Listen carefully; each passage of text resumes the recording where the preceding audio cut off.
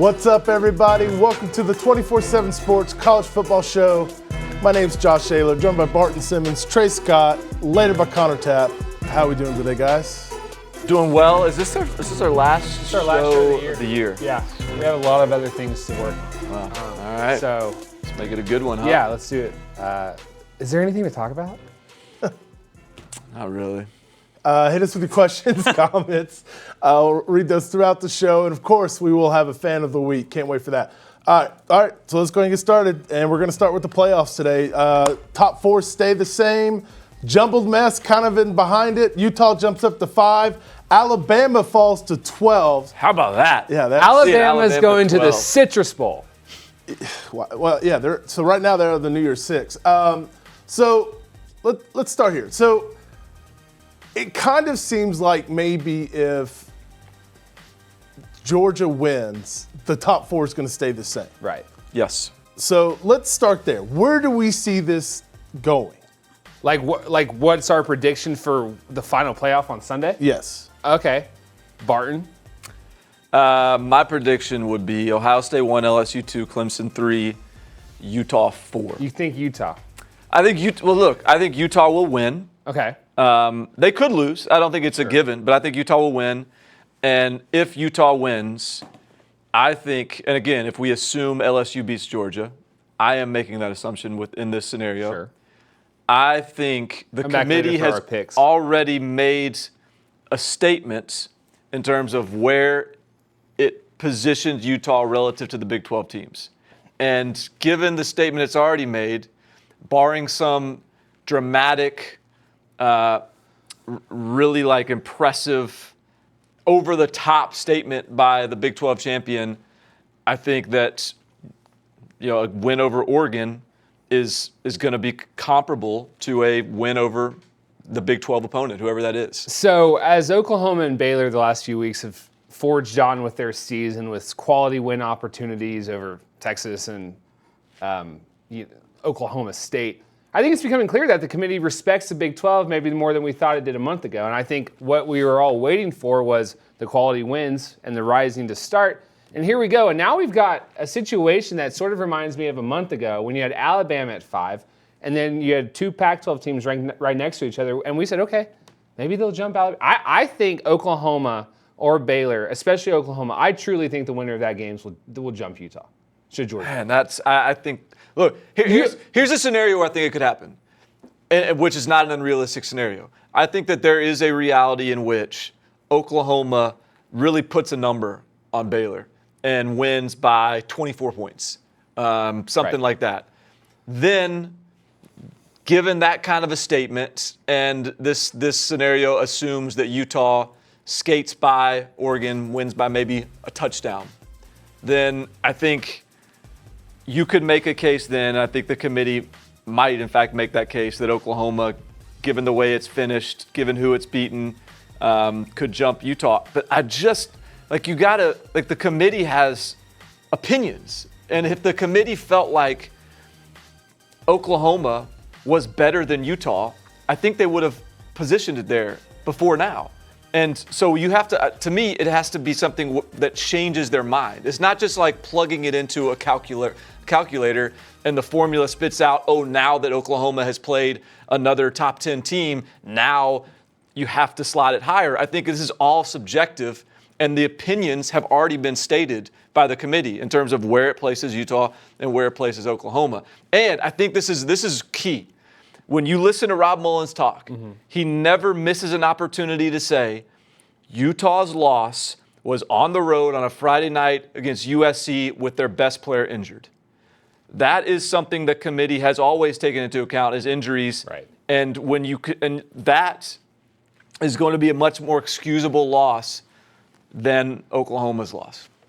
I just hate to live in a college football world in which Oklahoma could have 4 top 25 wins, gets left out of the playoff at the expense of a Utah team with 1 top 25 and that's fine. win, with very similar losses because, yes, you say USC's top 25 at this point.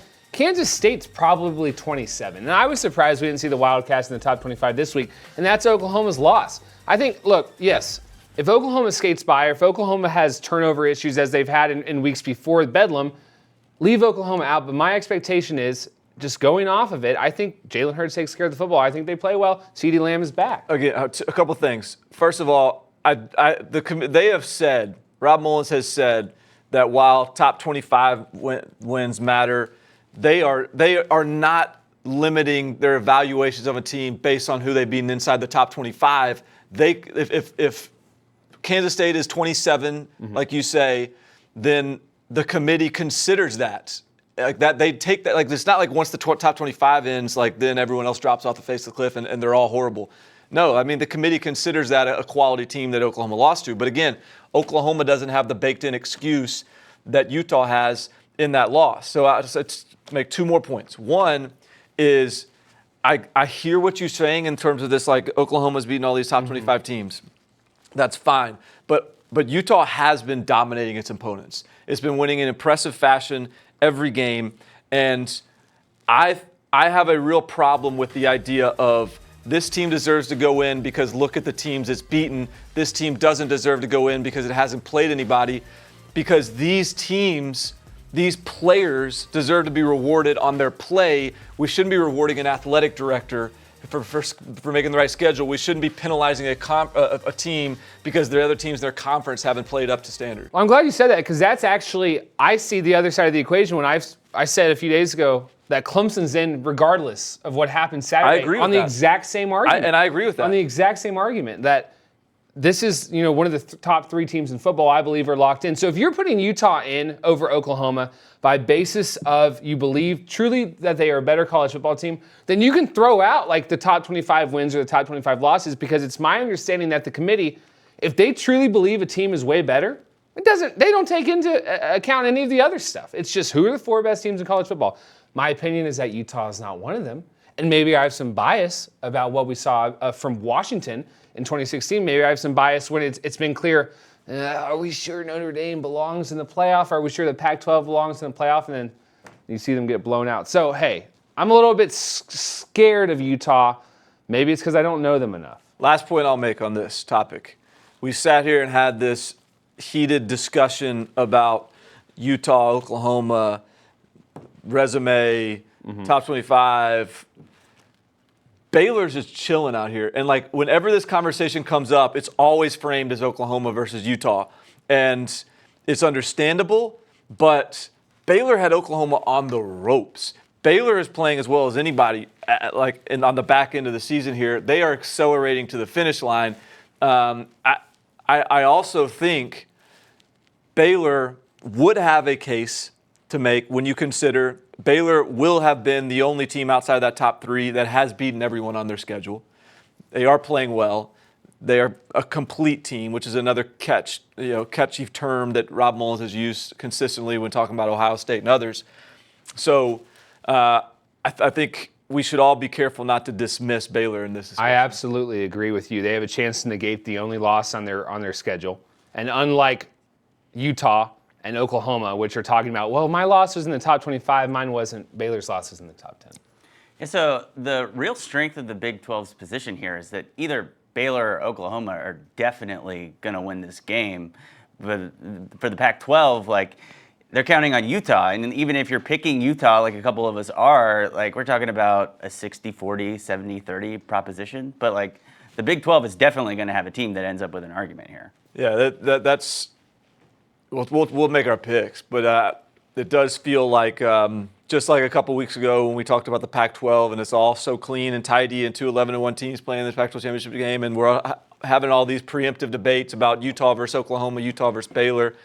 The one fly in the ointment here is that Oregon's a pretty good team. Utah could lose this thing, and the committee gets bailed out once again. Before we move on, I want to ask you about Dabo's comments earlier in the week about, Georgia losing to that same South Carolina team that they just crushed, and they would have been penalized for it. I mean, what do you think about it? I mean, Trey, I like that you brought this up. Big Clemson guy over here. Big Clemson guy. And can we take a moment?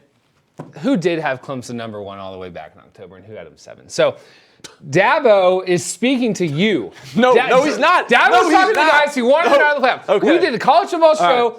Thank you, Josh, for getting us going. We did, who are midseason top teams, and the great Barton Simmons has spoken. He's got the Tigers at 6. I think that's who Dabo's talking to. And of course, yes, Clemson's roster, this team feeds off of him saying, no one's believing in you. No one's believing in you. And hey, 4 of their starters on defense were 3 stars. Some of these guys do have a chip on their shoulder. I think it was great that Clemson opened the playoff rankings at 5. That was the best thing Dabo Swinney could have asked for. I know what he's doing, and I understand he's keeping his team motivated, but I also have a hard time disagreeing with him. All right, look. Dabo is talking to his team. Yeah. He's keeping them motivated. And I can respect whatever motivational tactic, whatever focusing mechanism he needs to use to keep his team motivated. Do what you got to do. As a head coach, you're a dang good one. However, I am also allowed to think it is obnoxious and exhausting that this continues to be a talking point. Because for you to say that he is talking to me, I did have Clemson outside the top 4 back in September, back in maybe even early October, when Clemson was not playing sharp offensively, almost lost to what we consider to be a bad North Carolina team who has only risen to be mediocre this year. They are decidedly average based on the schedule. And at that point, when we were judging Clemson, comparing Clemson to Ohio State, LSU, Georgia, and the others, Wisconsin, who was blowing teams out, that's where the Clemson deserved to be. But Dabo is making his point and chasing ghosts that aren't there at this point. Other than Paul Feinbaum, who's just out there trolling people, no one thinks Clemson isn't one of the best teams in the country. I think Clemson is going to win the national championship. I've said it. A lot of people have said it. I think Clemson also deserves to be 3rd right now because it's a bunch of really good resumes, and Clemson's the only one with a near loss on it compared to the top 3. That's fine. There's an element of earn that should go into this. But to act like Clemson is being discounted or disrespected, or that Clemson, people are trying to put Georgia in over Clemson, it's all nonsense because no one in the country doesn't want Clemson in the playoffs. No one in the country thinks Clemson isn't good enough. And if Clemson loses, they would still get in, regardless of what Dabo Swinney thinks. It is interesting that Clemson's really started to play well since mid-October when all the midseason stuff started coming out. The AP poll, I believe Clemson eventually drops to 4. Clemson really picks it up when the playoff rankings come out and they're 5. They didn't have any of that type of motivation in week 1. You want to know why no one's talking about Clemson? And why these guys aren't in Heisman candidacies and playoff candidacies or Player of the Year candidacies is because they're blowing teams out. And what is there to talk about when you beat everyone by 40?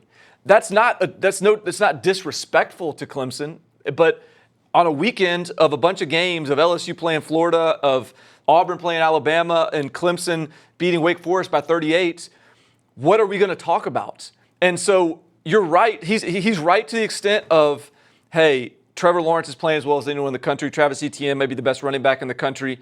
But you're a victim of your success in that regard, and that's unfortunate for those guys in terms of their awards. But in terms of the respect anyone has for the team of Clemson, there is none of it.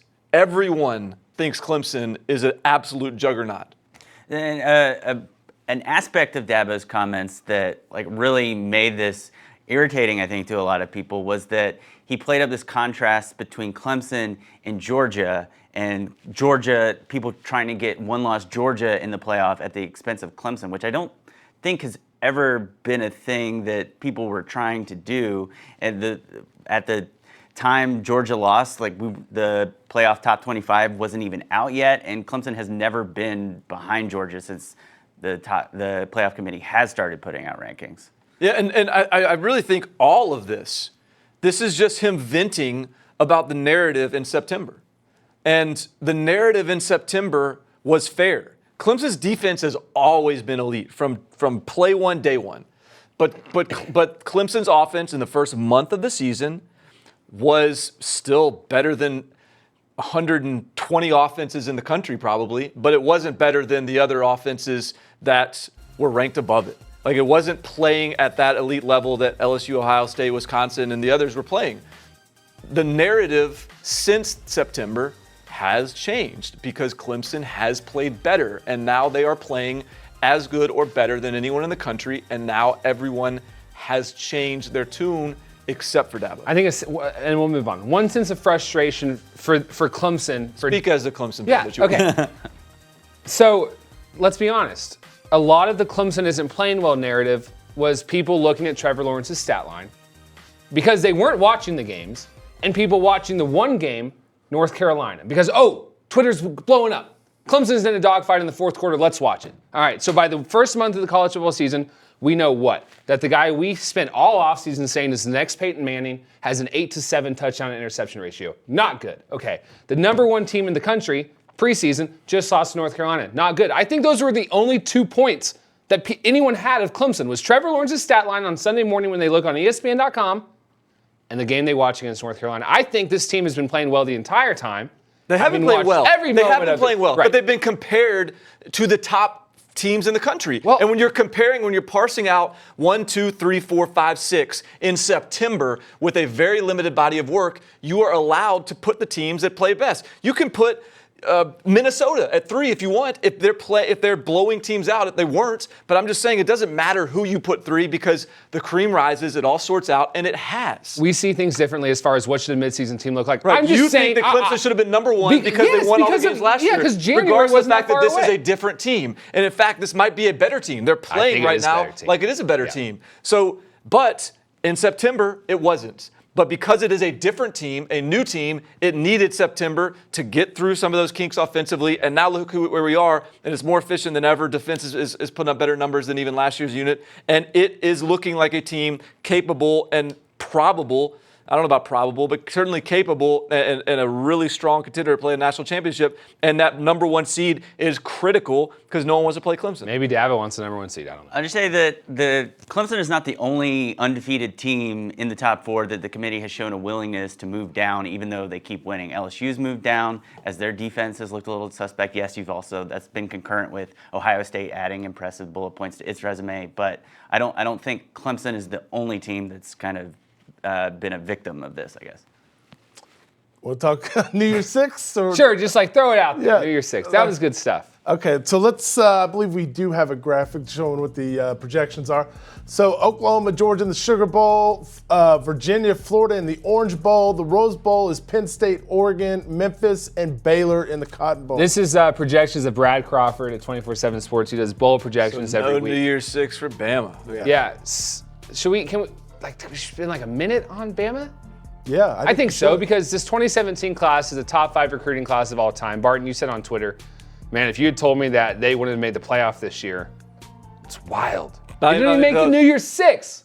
If you had told me that they were going to lose 2 regular season games, that would be mind-blowing to me, knowing how good that class was coming in.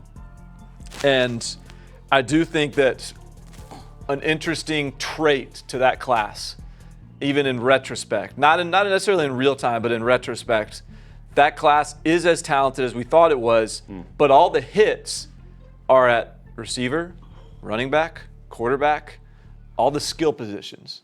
And What do you mean hits? the guys that panned out were really successful. Okay. The You got best your 2 players, tackles, though. the best players from that class. Yeah, you're right. But the best players from that class largely It's the marquee guys. are the marquee skill players. 7 on 17. You got Alex Leatherwood and Jedrick Willis, so that's fair. But like comparing that group, and look, I think Alabama, if Tua was in, probably still beats Auburn. But comparing that group to, say, Auburn's 2016-2017 haul, which was sort of ho-hum from a skill position standpoint, but had the defensive line. Derek Brown, Marlon Davidson. Nick Coe, all those guys. Big Cat Bryant. I just think that's interesting. Not kind of neither here nor there, but just, as Alabama has been built on really defensive front 7, and you looked at now the year where it misses the playoffs, where's really the weakness of that Alabama team? It's probably defensive front 7. 2 questions. First of all, just a small one. Is the dynasty dead? Second of all, does Nick Saban retool the way he recruits or builds his team? The first one's a joke. Yeah, the dynasty is probably never going to be what it was 2010 to 2011, 2012, whatever. Yeah, the dynasty will not die as long as Nick Saban is there. Okay. I'm convinced of that. But could 10-3 now be the new standard, the new reality? Could what? 10-3. No. Okay. No, I think I think Alabama's going to continue to be a playoff contender, and it's going to continue to be a disappointment if it doesn't make the playoffs. But I do think it's getting harder. So it's less about Alabama dropping. I think more teams are more equipped to raise their bar to Alabama standards, and so it's going to continue to get harder and harder every year. Does he change the way he tools his roster? I think that's an interesting one. I think everyone is running the pass happy wide open stuff right now. Alabama has bought into it. Alabama has a quarterback coming in that is capable of continuing in that mode. Bryce Young. But I think defensively, I don't know. Defensively, they've gotten very national in the way they've recruited. I guess I don't have an answer for you other than it's going to be fascinating to watch because you got to imagine there will be adjustments made. For anyone who says the dynasty's over, look at what it took for Alabama to not make the playoff. Okay. Throw out the Auburn game. A pick six, 2 pick sixes actually, a shanked field goal, crazy whatever, ball goes off Najee's butt. You've got a Tua injury. You've got a Dylan Moses injury that happened in August. You've got a once-in-a-program history situation happening at LSU, in which Joe Burrow rises from the ashes of LSU quarterback mediocrity and becomes the Heisman winner. All of that had to happen just for Bama to miss a playoff for the first time ever. So I don't know how the dynasty could possibly be dead. It's not dead. I think this is just an overreaction. Well, we like to do this when Well, Bama loses. right, but this is the first year in the playoffs since the playoffs been around that they're out. Yeah. So I just think it's a little like this. But I will say this: there's been this doom feeling around this program this year because of their defense has been not very good. Right. So people have been down on them, but I think it's ridiculous to think they're not going to be back in the future. Well, at any rate, that really awesome era of Alabama football is over, in which you have maybe 6 or 7 first-round picks, and it's wild that they have one national title to show for it, and that came, on the heels of a Tua backup second-half performance in which, Judy and Devontae Smith and Ruggs were all freshmen. So let's throw the graphic back up. I want to ask the guys: is there a particular matchup, the projected matchup here that you might be excited to see? I'm excited to see all of them except for Virginia, Florida. Yeah. The Sugar Bowl rematch from the Rose Bowl a few years ago would be really fun. I think Penn State, Oregon is a fascinating matchup, particularly with that offensive line against that defensive front for Penn State. Memphis, are they going to be playing with an interim coach in that game? That could be fun. And then, we'll see what Virginia can do this weekend against Clemson. See if they can get me excited for a Florida-Virginia matchup. But those are cool fun. Good for you. I definitely won't watch Florida, Virginia. Would have to catch Baylor, Memphis on a good day. Yeah. I think that, hey, you'd be watching 2 of the hot names in coaching, potentially. There's still a lot of NFL guys on the field. Well, that's a great segue. Mike Norvell, coaching carousel. It's picking up, right? That's our next segment. Yeah, I was going to throw some questions. But hit us with questions. That's a tease. We're coming back to the coaching carousel. We'll tease there. Yeah. Connor, how are we doing on questions? Yeah, so William Pitts is a Michigan fan. He says something's got to change for Michigan soon. What is that change going to be? Does it? Yeah, this is a very interesting discussion here. I disagree that something has to change for Michigan. Here's the unfortunate predicament that Michigan is in right now. It's a really good team. It's playing really good football. It is playing at a level higher than any point in sort of recent Michigan history in terms of that consistency and continuity. And yet, the most important game on the schedule is against an Ohio State team that is just absolutely off the charts right now. Year over year, the way it's recruiting, the way it's producing, developing, playing. So it's the problem is not Michigan. The problem is how good Ohio State is. Michigan fans probably don't want to hear that. But I do think probably if you're looking for just what is the solution here, I do think the recruiting element is you got to stop getting beat by Ohio State in recruiting, and that's that's not an easy Good luck. fix. Right. I feel bad for Michigan. Their rival is the one team that in our lifetimes has barely been average. Like ever. Like when is Ohio State bad? I guess the last bad Ohio State team was Luke Fickell had to be the interim coach of that in like 2010. Like think of your teams that you root for. I don't know if Harvard's ever any good.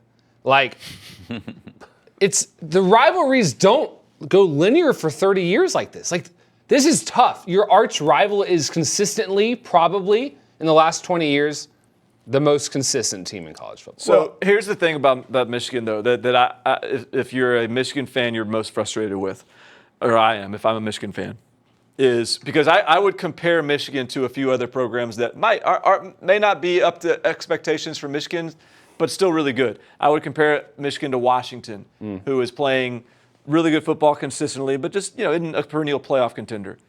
I would compare Michigan to Auburn. That's a hot comparison right. for little brother teams. It is. So, but here's the problem. Like Michigan would probably take that Auburn comparison if Michigan can knock off Ohio State. Just every 6 years. Like Auburn isn't a perennial playoff contender, but every time the Iron Bowl rolls around, Auburn is a threat to beat Alabama. And Michigan has yet to be they almost beat Ohio State, 3 years ago? 4-3. But it's just they're not a threat perennially to beat Ohio State. So when you say the Auburn thing, I think coaching. Because Gus Malzahn's the only guy who sort of goes into his bag of tricks and pulls out all the beat Saban stuff. And yeah, they get lucky. I mean, that was the most Iron Bowl game ever. That's the only way Auburn would have won that game. It's at Jordan-Hare. They get some lucky, iconically named plays. Is Jim Harbaugh, is he the guy? Well, there was a time in the 90s where Ohio State couldn't beat Michigan, and they fired John Cooper for Ohio State did. So, I mean, yeah, you can go back to that, too. I think Jim Harbaugh's the guy to have Michigan winning 10 games. Because there's been guys who have Michigan winning 6 or 7. I think Michigan's just going to have to live with the fact that they are witnessing an iconic era of Ohio State football that's probably only going to keep getting better. All right, we got Eddie McClure. He's a Clemson fan. He wants to know, is there any way we get to the end of conference championship weekend and it is not Ohio State or LSU, but Clemson who gets the number 1 seed in the playoff? It would have to take Ohio State losing and certainly if Ohio State and LSU both lost, then Clemson would be up there. I'm trying to think, if Ohio State lost, is there any way Clemson could jump a winning LSU team? I think probably not. LSU would, what would LSU have to do, win like 45-40? Yeah, it would have to be a high, you're right. Because usually you'd say LSU would have to win an ugly one. Right. But right now, they would love for LSU to win an ugly one. They would probably be like, ooh, another shootout, LSU? Right. You let Georgia score 40 on you? Yeah. I think that is conceivable. But Ohio State would have to lose. Look, I don't think there's a scenario where Ohio State wins that Clemson would jump Ohio State.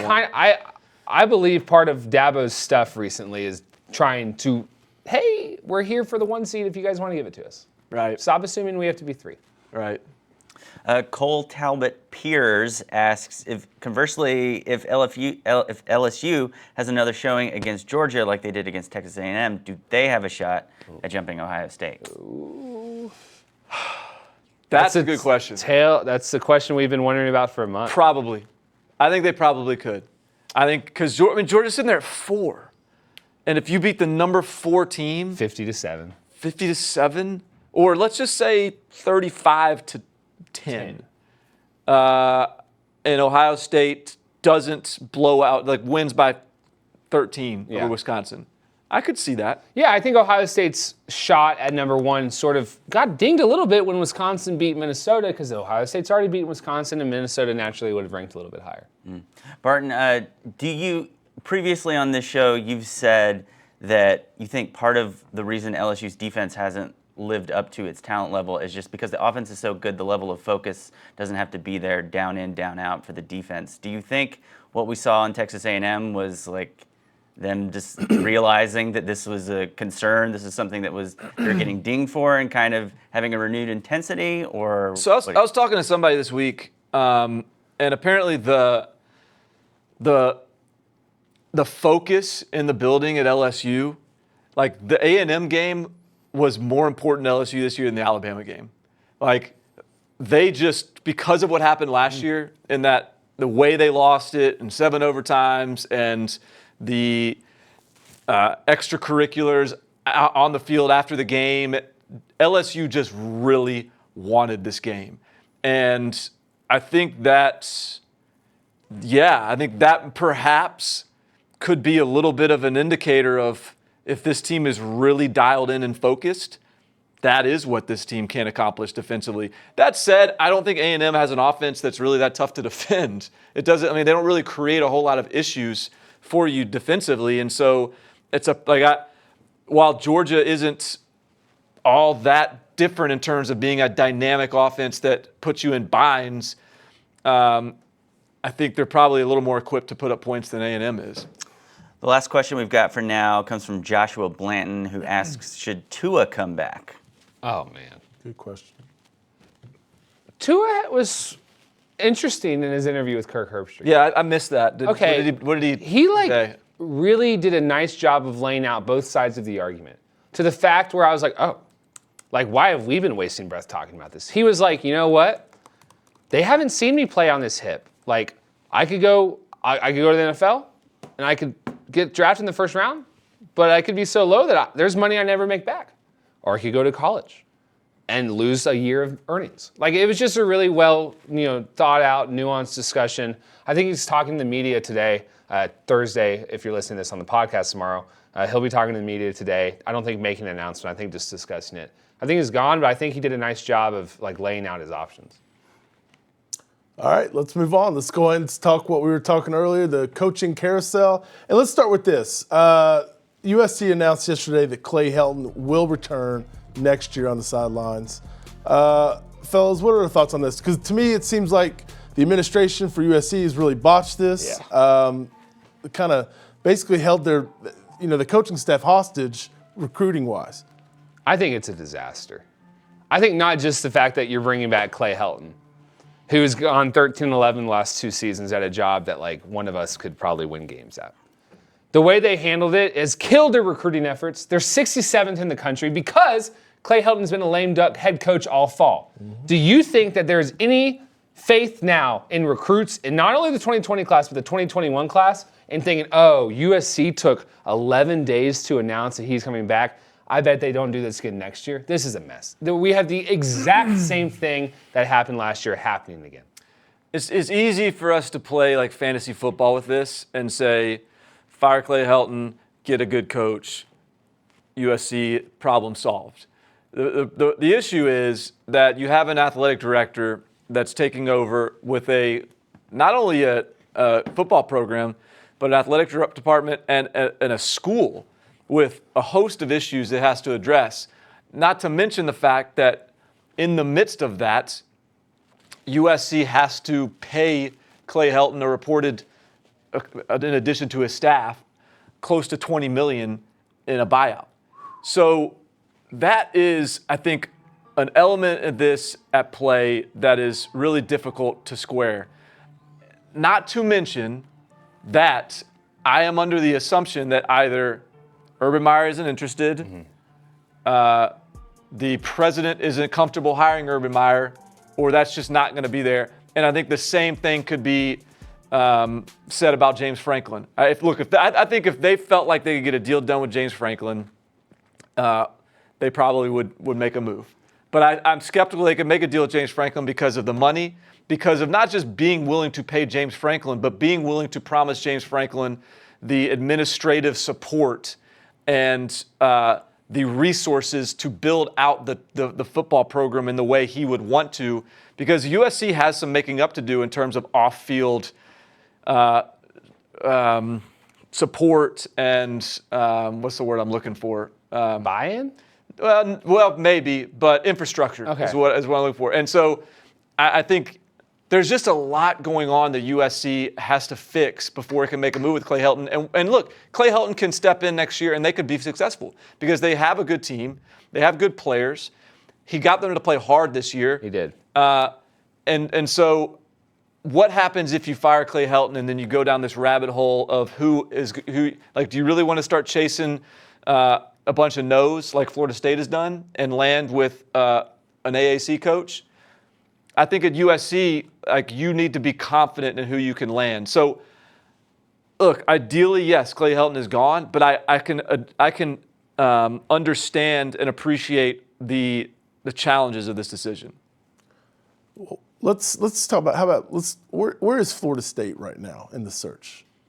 They better be close.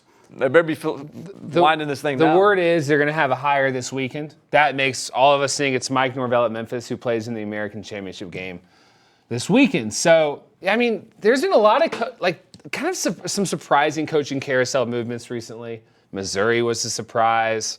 Ole Miss was kind of a surprise. Well, not after the Egg Bowl and Elijah Moore did his thing. Boston College was somewhat of a surprise, and none of those spots have been filled, and now those teams are jockeying, not with like the Florida States of the world, but the Arkansas of the world. You know, like the Florida State and Arkansas supposedly got to jump on the coaching carousel by firing their coaches midseason. And there's no movement here. So the only thing that would make sense for Florida State is, remember when Scott Frost went to Nebraska, it was announced like the evening after he won the American Championship at UCF. Like, that might be what happens with Mike Norvell. But you got schools like Florida State and Arkansas who are at no advantage for firing their coach early. And as for the other schools, like Lane Kiffin's an option at Arkansas or Ole Miss, Willie Fritz, Billy Napier. And Mike Leach took his name out of the running today because he just got an extension. Yeah. Not did saying he? I that, missed that. Oh, not wow. that he's. No, that was that was certainly a name of interest, particularly at Arkansas. I think everyone's trying to figure out how to navigate these coaching changes with the early signing period, and an athletic director is trying to figure out how to best handle these. And I'm at the point where the only value and benefit you get out of firing a coach during the season or early is if you're ready to move on, you don't give him an opportunity to earn the job back. You don't give him an opportunity to sort of save face late in the year and make you look bad for firing. Yeah. But in terms of, because right now Arkansas has 6 commits. They're ranked 119th in the country in recruiting rankings. They lost 8 commits like the week Chad Morris got fired. So and here they are with no hire. And I would imagine that the reason you're making a change is because you want to have a hire in place before the season. I think you can do some due diligence on these guys without actually doing interviews. And no one's going to obviously accept the job while their season is going on.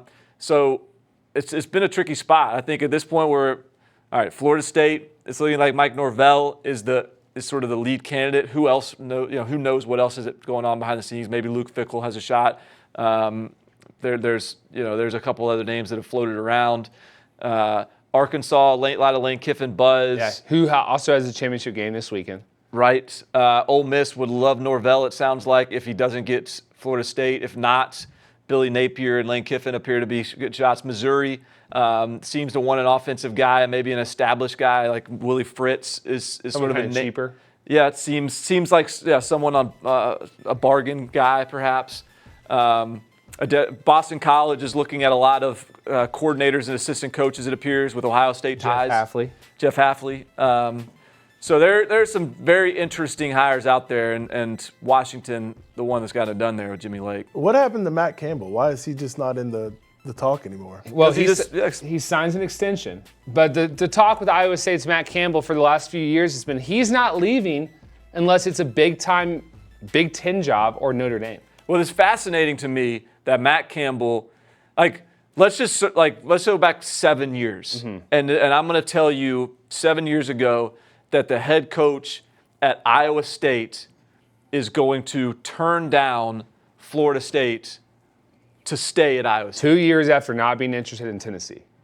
Matt Campbell has turned down plenty of jobs. Yeah. The only job that has come open in the last 2 years that Matt Campbell would have taken was Ohio State last year, in which Ryan Day was the natural interim successor.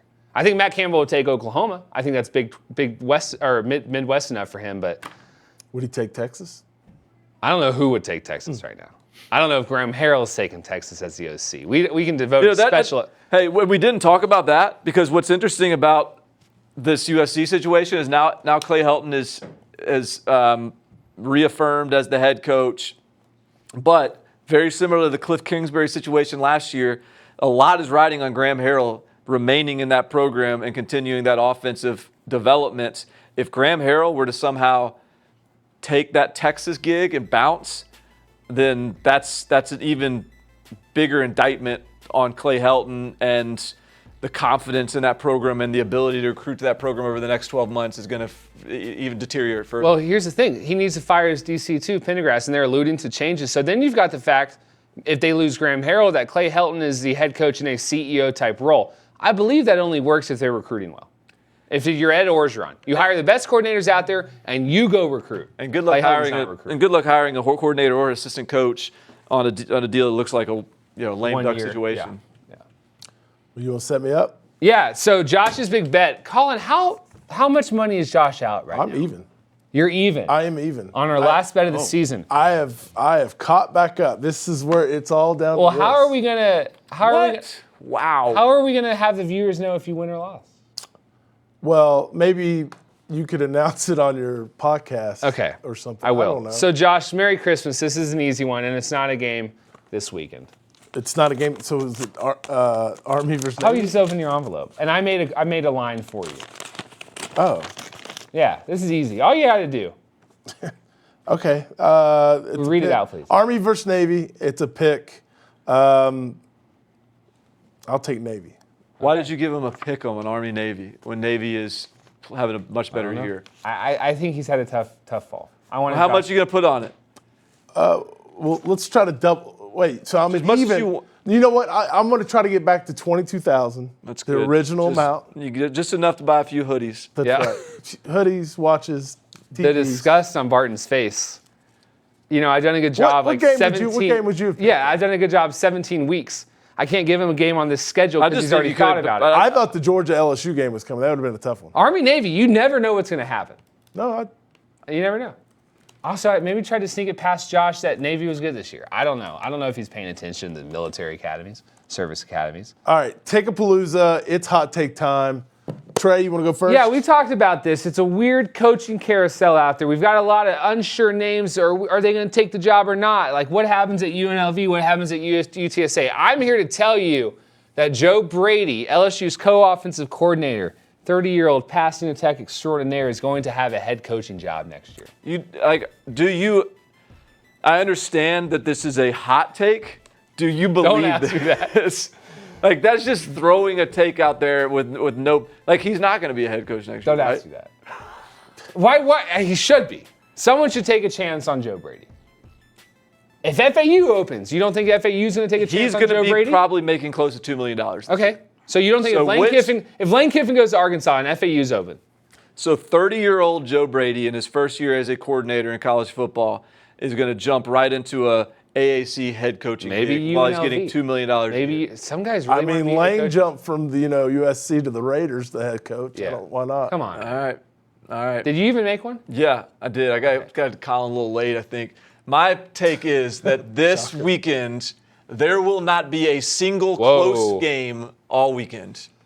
So are you trying to say you're not going to watch? I'm going to watch. I'm just saying there won't be. You might, if you're expecting a lot of drama this weekend, I think you're going to be disappointed. At what hour of the day did you submit this take? About an hour ago. I think you're in like a I've had enough football this season mood. I'm not. That's a very like, oh, these games are not going to be good. Why do I have to do the show if the games aren't going to be good? I've never said that. I never said that. You're in recruiting mode, man. I just happen to believe that these games will not be close this Okay, that's fair.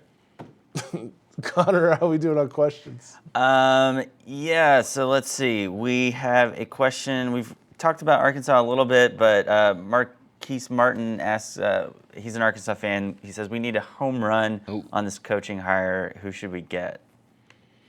I don't know, man. I'll be honest with you. The Lane Kiffin stuff, like initially when the buzz started popping about Lane Kiffin, I almost rolled my eyes and was like, are we really? Like, Lane Kiffin is going to be the answer?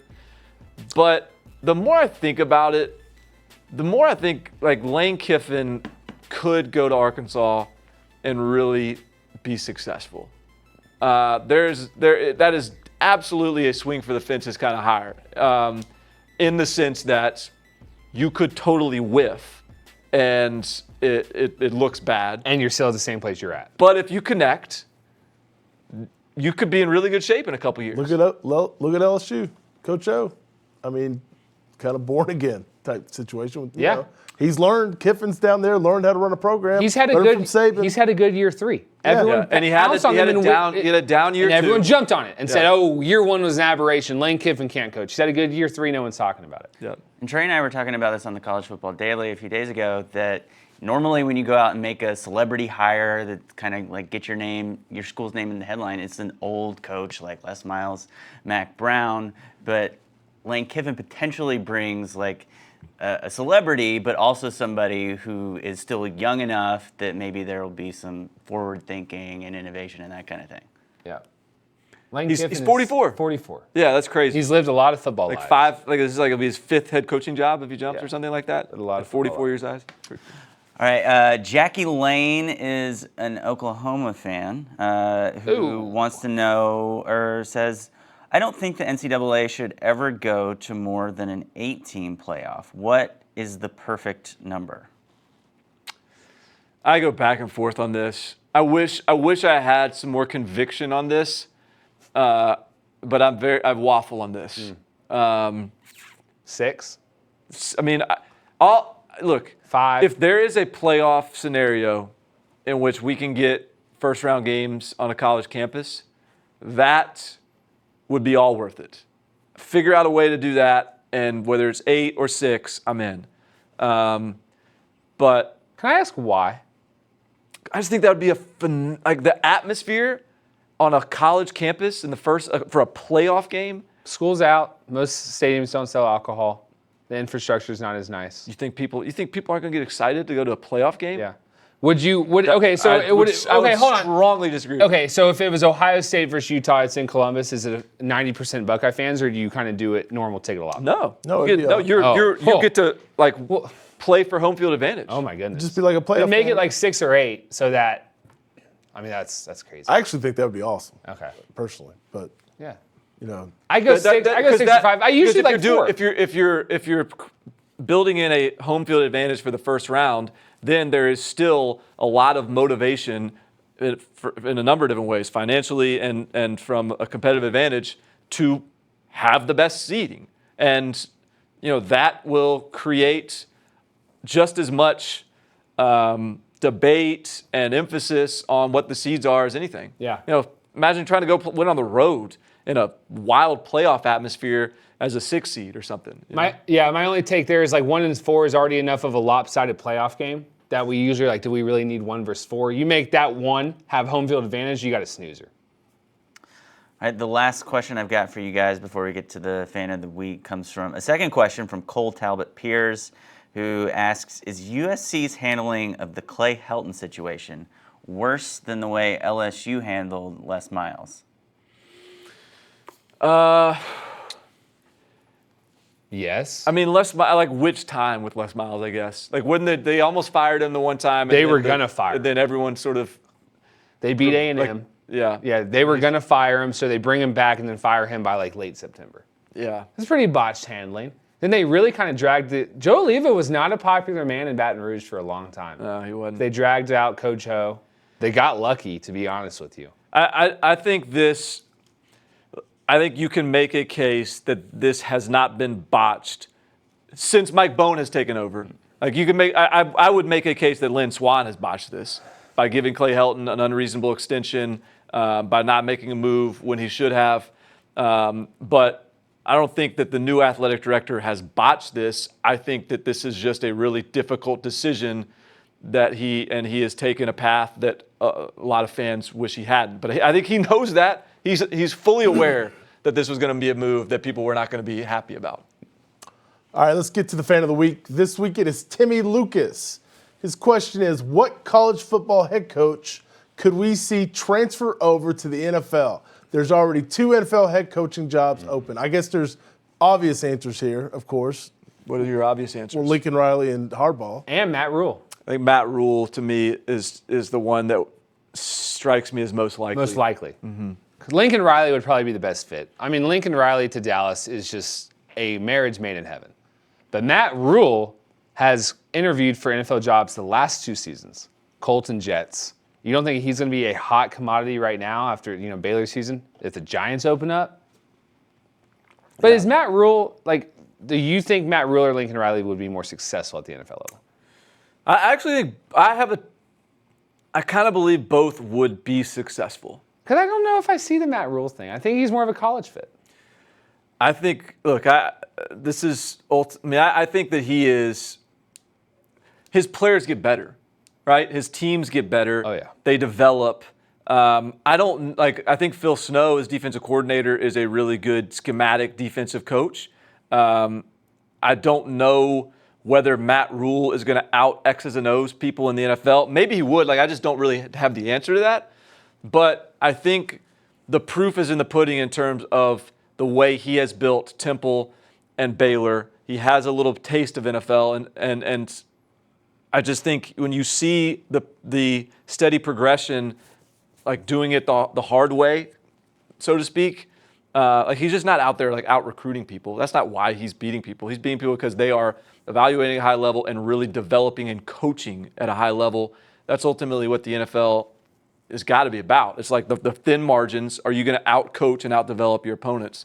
I think he potentially could do that. Interesting stuff. We think the coaching carousel is winding down. It might not be. All right, let's go ahead and get to the picks. Excuse me. Has Barton? Have you run? Connor was ahead. Who was ahead? Oh, did I lose my lead? I can't remember. I had a brutal week. So Barton won. Barton, yeah. So Yeah. well. My God. Sorry, guys. Barton went from worst to first. Yeah, you were last year. Yeah, he was. Well, that's about getting better. It's about improvement, steady improvement, like Matt Rule. All right, let's go ahead and get started. Number 5, Utah is a 6.5-point favorite. At number 13, Oregon. Whoops. That's what I got here. Yeah, I think I'm going Utah. I think they're a complete team. I think the offense has taken some big steps forward. I'm excited to see them tested against the best team they've played all season. I'm going with the Utes. Utah has played 2 teams that rank in the top 20 of the talent composite. Both games have been close. Oregon is far more talented, and you might say Oregon has nothing to play for. That's not true. A Pac-12 championship means a lot to Mario Cristobal. A Rose Bowl means a lot. I'm going Ducks. Yeah, I think Oregon's capable of winning this game. I think it'll be a low-scoring, physical game. The weather's going to be a little bit nasty, crosswinds, maybe spitting some rain. I just think Utah, because of that defensive line, because they have an identity, I think that they believe in, a little more clear of an offensive identity, I think I trust Utah more. So I like Utah to win a close one. Just kind of feels like this is a spot where Oregon will win. Put a little, throw a wrench in the whole thing, get the Big 12 up there. I'm going to take Oregon. Louisiana at number 21, Appalachian State. Yeah, I've can bear firsthand witness to App State being very good, having beaten my South Carolina Gamecocks. So I am going to go with the Mountaineers here. Appalachian State to win the Sun Belt. This is my upset pick here. Oh, sexy. Billy Napier, I think, pulls an upset. This is a rematch from last year. App State handled their business. I think Louisiana's pretty good, and they find a way to win. I'm going to take Appalachian State. The American Conference, the AAC, Cincinnati, number 17, Memphis. Memphis is a 9.5-point favorite. Yeah, so I went Cincinnati here with the underdog pick, thinking I still had a chance in hell of catching Barton, but it seems that I don't, so I didn't need to have done that. But that's why I picked Cincinnati. I went Memphis. They won last week. I have a question that, Barton, when you played, did you guys ever have to play the same team twice in one season? Nope. I imagine that's difficult. I imagine it's extremely difficult to do that 2 weeks in a row. So there's some hesitancy here on my part, but Memphis has been the pick since September, August. Let's go Tigers. So I actually like this element of playing Cincinnati twice. I think when you give Mike Norvell a look at a team and he gets to play them again, he's going to be able to put up a pretty big number on you, even with that tough Cincinnati defense. So I think Memphis is going to score. I think that Cincinnati will not be able to keep pace. I like Memphis. I almost went Cincinnati. I think it's hard to beat a team twice, but therefore I'm going Memphis. Give me Memphis. The Big 12 championship, number 7 Baylor, number 5 Oklahoma. Oklahoma's an 8.5-point favorite.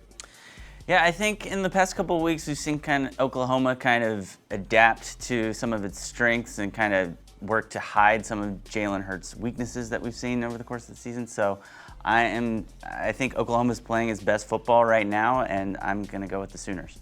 Oklahoma will not turn the ball over the way they did against Baylor. CeeDee Lamb is playing unlike he did last time when they played on November 16th. I'm going Sooners. I think they know they need to make a statement. Jalen Hurts has the game of his season. Oklahoma big.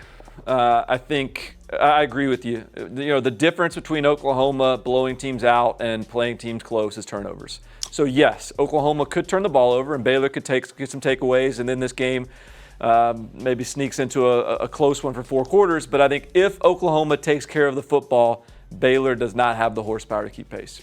Wow. I'm the only one picking Baylor here. Baylor had them on the ropes, had them down big, and let them back in the game. I think they've been thinking about it. I think they want this game again. Baylor wins. Mountain West Championship, Hawaii versus number 19 Boise State. Boise State's a 13.5-point favorite. Yeah, Boise State's had some turnover at the quarterback position this season with some injuries, but Hawaii's defense is just too bad. I'm going with the Broncos. Jalen Henderson's done well for Boise State. I've been watching film of both of these teams the last few weeks trying to get a good grasp on this game. I'm going Broncos. You've been really digging in the film game, huh? Okay. I like Boise State here, too. Nice story, Hawaii. Nick Rolovich is a stud out there as their head coach, but I like Boise State on the blue turf. We'll make it a sweep, Boise State. ACC Championship, number 23 Virginia, number 3 Clemson. Clemson's a 28.5-point favorite. Yeah, I mean, what do you want from me? Clemson's going to win.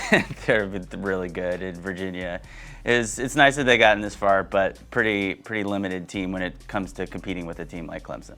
First Clemson game we've picked since week 2. Maybe Trevor Lawrence has such a good game that he gets a Heisman invite. Clemson's obviously going to win. I also picked Clemson to cover. I think this will be a blowout. Okay. Yeah, Clemson a blowout. Big Ten Championship, number 1 Ohio State's a 16.5-point favorite versus Wisconsin.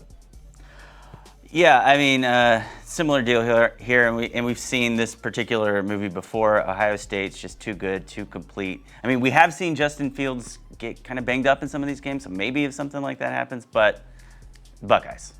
You wonder a little bit, having to play a team twice in the same season, have to beat the same team again.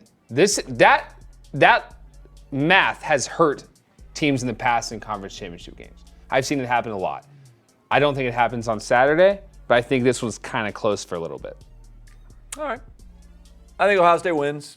I think it could be kind of close for a little bit too. But the way Ohio State works, though, is they are so sound on every level of the defense, so many different ways they can beat you on offense that it can be close for a minute, but over the course of 60 minutes, they just wear teams down, and I just can't see Wisconsin keeping pace for 60 minutes. I think Ohio State crushes Wisconsin. SEC, number 4 Georgia versus number 2 LSU. LSU's a 7-point favorite. Yeah, I mean, if Georgia's playmakers on offense weren't either suspended or injured, combination of the two, maybe you could spin a story about Georgia pulling off an upset here with a really solid defensive performance, but as it stands, I think LSU's going to win pretty big. The most insane stat of this college football season is that Georgia quarterback Jake Fromm hasn't completed over 50% of his passes since the world's largest outdoor cocktail party against Florida. And for an offense that certainly gives him a lot of easy and short throws, that's horrible. If Jake Fromm had been better this season, I would have picked Georgia, but he hasn't been. LSU wins.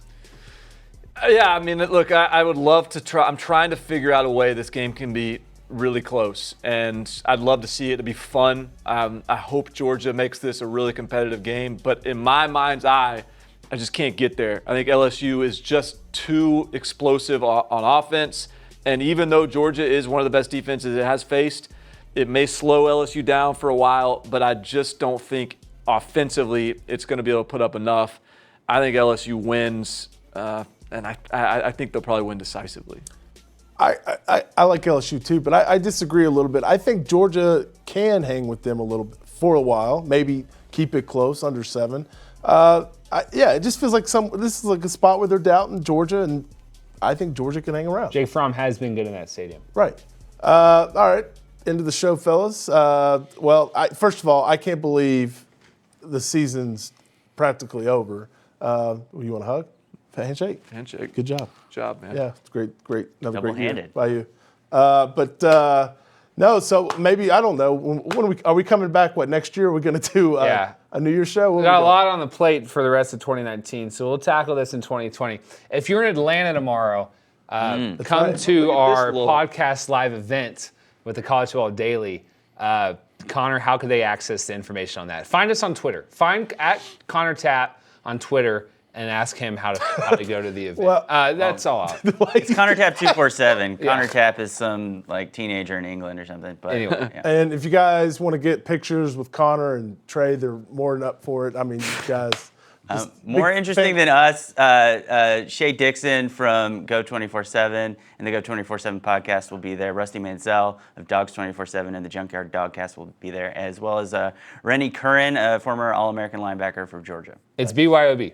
And last note, someone says Barton's laptop looks rough. It has been quite the college football season. Yeah, you took that sticker off. I was just noticing that. Hey, that's called effort. It's called working hard. It's grinding. It's grit. Yeah, grit. Yeah. Well, for Barton, for Trey, Connor, everybody in the back, Colin, Mike, Boiler helping them with questions. Thank you so much. We'll see you next time. Ever wish the focus was on your team all the time? At 247Sports, it is. Join us for the 2019 college football season. We've got all new message boards, podcasts, and live shows. Visit our website and make sure you're keeping it locked at 247Sports, where we're talking your team all the time.